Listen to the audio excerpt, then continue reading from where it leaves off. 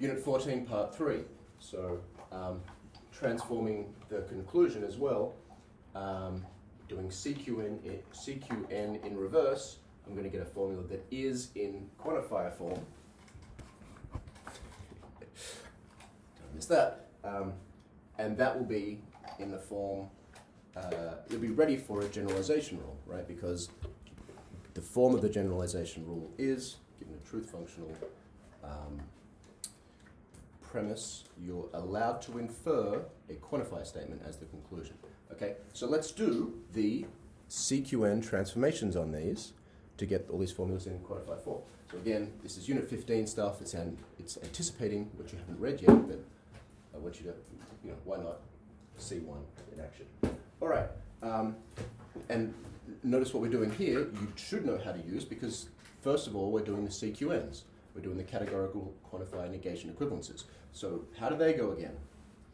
Grasp, look at number 1. I'm going to transform this. So I'm going to use CQN on 1 and get a formula logically equivalent to statement 1. Remember this, the QN and the CQN rules, Unit 11 and Unit 12, are just like the replacement rules, in that they give you pairs of formulas that are logically equivalent. And you're allowed to translate from one to the other, both ways, from left to right, from right to left, because they're logically equivalent, like the replacement rules from the bottom half of your inside cover, covered in Unit 8 from the sentential rules. Okay, so what is one in terms of categoricals, the forms of categoricals? Remember A, E, I, or O. Look at the Lecture 12 lectures on what that is and how you answered that question. Okay, what is this? It's the negation of what, right? So just identify this form without negation. This is, there exists an X, how do you read these?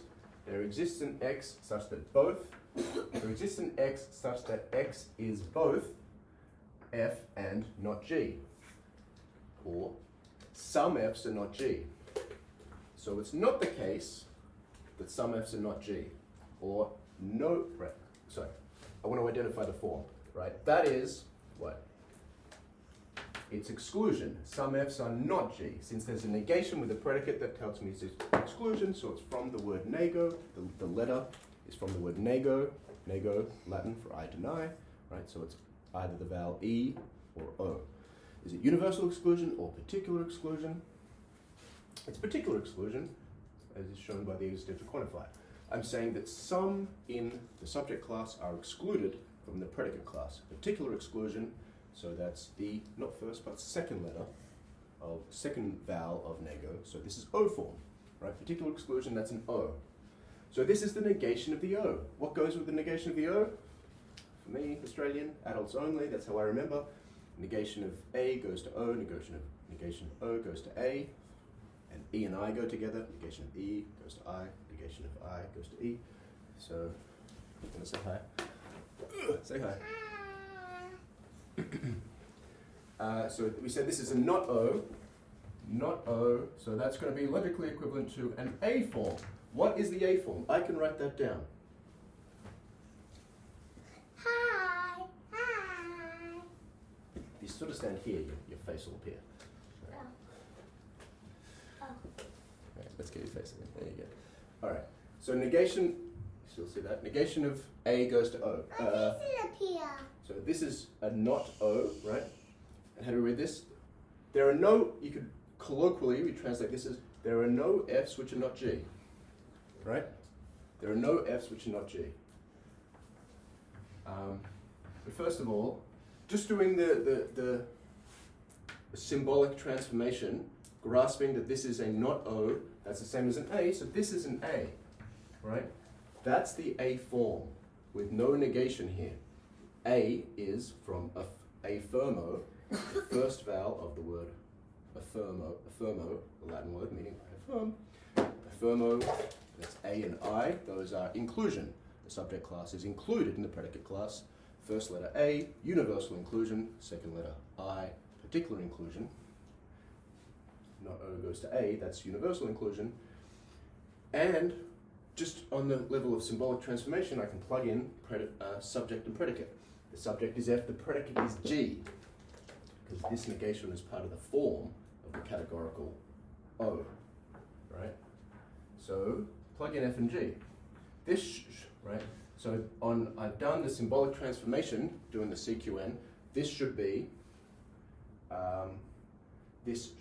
should be, when I process it for meaning, it should ring true to me that this is equivalent to this, right? I've done the not O to A transformation. Let me make sure I got it right. You know, I'm new to these categorical quantifier negation rules and this whole quantifier logic bag. Make sure that they are, right, process for meaning, make sure I haven't made a mistake. There is nothing, right, colloquially, first of all, literally, then colloquially. There does not exist an X such that X is both F and not G. No F's are not G. There are no F's which are not G. This, of course, says all F's are G. Yeah, they're equivalent. They do mean the same thing.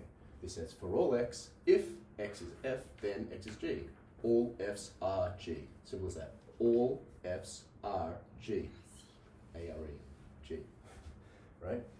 And if all F's are, if there are no F's which are not G, then all F's are G. If all F's are G, then there are no F's which are not G. Yes, logically equivalent, right? So we got it right. That's it. Why do we do that? Look at the result. The result, all the information in one is contained in 3. They're logically equivalent formulas.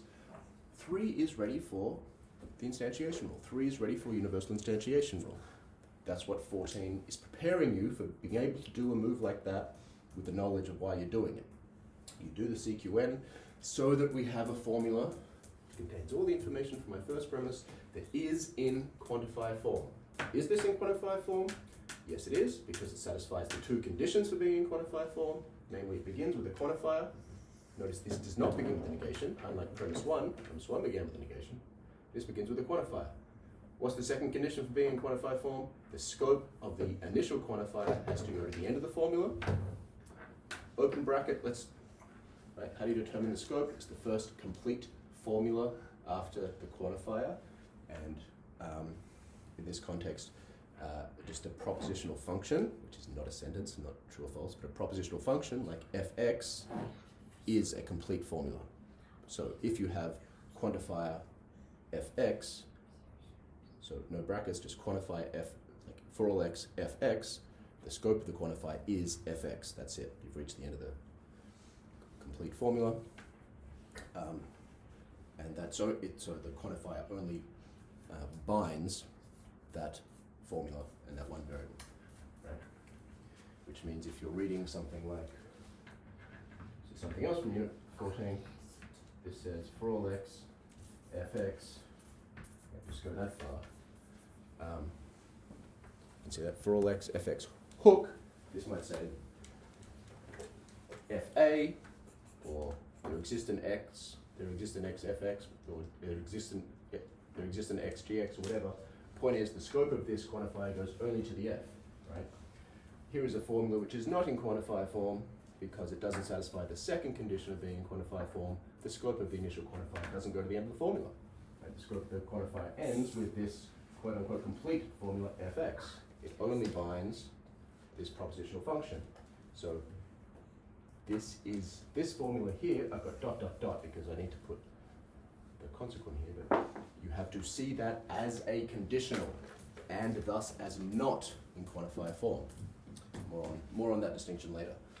Title of Unit 14 is Quantifier Form and Truth Functional Compounds of Quantifier Statements, right? So something like there exists an x, gx. It says there exists an x, gx, right? That would be a truth functional compound of quantifier statement. But there's one answer to the question, what is the form of that? And the answer is a conditional. Wrong answers are, it's an existential statement, or it's a universal statement. Both wrong answers. Okay, so we have transformed 3 into something that's in quantifier form and thus ready for its instantiation. Which rule will we apply to this? You don't know because you haven't read 15, but it'll be universal instantiation, simply because it's a universal quantifier. Now let me do the same thing for 4, right? Premise 4, spin move. Thank you, that's what I need, yeah. My lovely assistant, with my rag, here you go, thank you very much. So I want to do a CQN transformation on 4 as well. Okay, I've got what? So it starts, the big thing you need to grasp, it starts with a negation, thus it is not in quantifier form. Right? I need to put it into quantifier form to do instantiation. Okay, what is it exactly? What's that? What form is that? A, E, I, or O? Pause, try and answer, come back. Can you take another of those? There's another one in the kitchen, which we'll get later. But this is, what is it? It's universal exclusion. So it's E form, right? All F's are not H. For all X, if X is an F, then X is not an H. Universal exclusion. All of the X are excluded. Universal exclusion, all of the F's are excluded from the predicate class. Predicate class being H. So it's a E, so that's an E, so not E. What is not E equivalent to? I form. Not E goes to I. You need to know those. You need to know not O goes to A, not A goes to O, not E goes to I, not I goes to E. So we said this is I form. So notice what happens, the quantifier changes. Notice this was an existential. Doing CQN on 1 got me a universal statement. So that changes.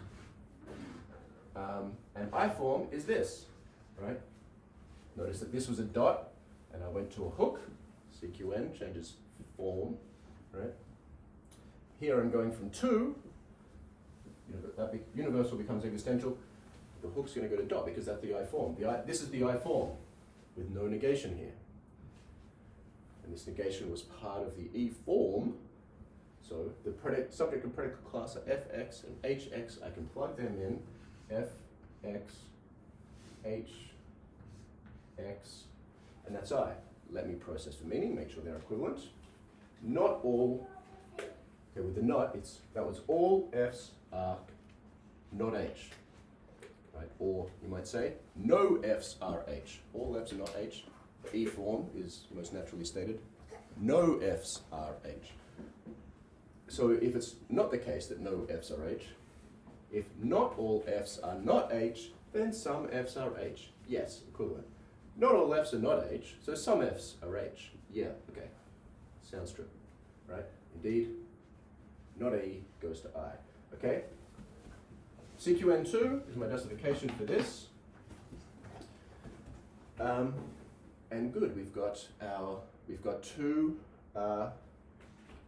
formulas which are now in quantifier form, ready for instantiation. Right? The whole point of learning to distinguish quantifier form from non-quantifier form is so that you can see these and see that you need to do these transformations, these CQN transformations, and look what we result with, formulas that are in quantifier form. Okay, still in this proof, we'll come back and continue, and we'll transform the conclusion there for part 3.